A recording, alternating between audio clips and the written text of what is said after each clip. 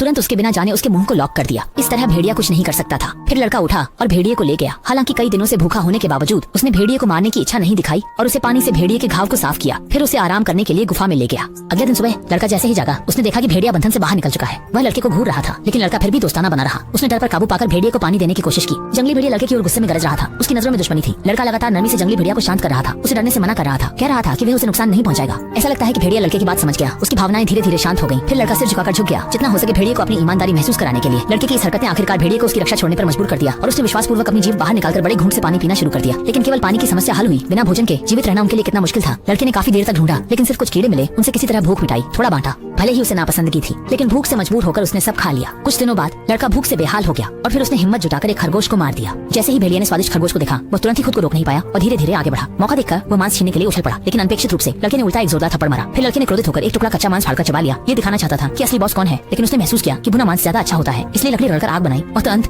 लड़का खा पीकर तृप्त हो गया और भेड़िया बस एक तरफ से देख रहा था। करुण स्वर में कराहते हुए बहुत ही दयनीय लग रहा था। लड़के ने पलटकर जंगली भेड़िए की ओर देखा। उसकी आंखें काफी उदास लग रही थीं। लड़के का मन पसीज गया, इसलिए उसने जंगली भेड़िए के साथ एक नियम बनाया कि खाना लड़के द्वारा ही बांटा जाएगा और भेड़िए को धैर्यपूर्वक इंतजार करना सीखना होगा। भोजन के नियम सुनने के बाद भेड़िया चुपचाप सहमति में सिर हिलाने लगी। फिर लड़के ने उसे एक टुकड़ा मांस दिया। रात आने पर लड़के ने सावधानी से अपना हाथ बढ़ाया उसे सहलाने के लिए, लेकिन उसने फिर से दांत दिखाए, जिससे लड़का डरकर तुरंत हाथ खींच लिया। इस तरह दोनों आसमान की ओर देख रहे थे, मानो किसी समझौते पर पहुंचे हों।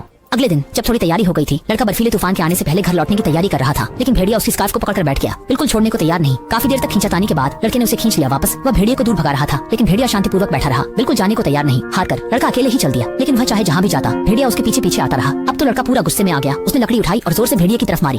अचानक जंगली भेड़िया और संकोच नहीं करता, सीधे कदम बढ़ाता है और तेजी से आदमी की ओर दौड़ता है। आदमी क्षण भर के लिए स्तब्ध होकर वहीं खड़ा रह जाता है, ये न जानकर क्या करना है। लेकिन जंगली भेड़िया आदमी की अनदेखी कर सीधे आगे दौड़ पड़ता है। वो समझ नहीं पाता और उसके पीछे जाता है, ये देखकर कि पहाड़ी के नीचे कुछ जंगली सुअर हैं।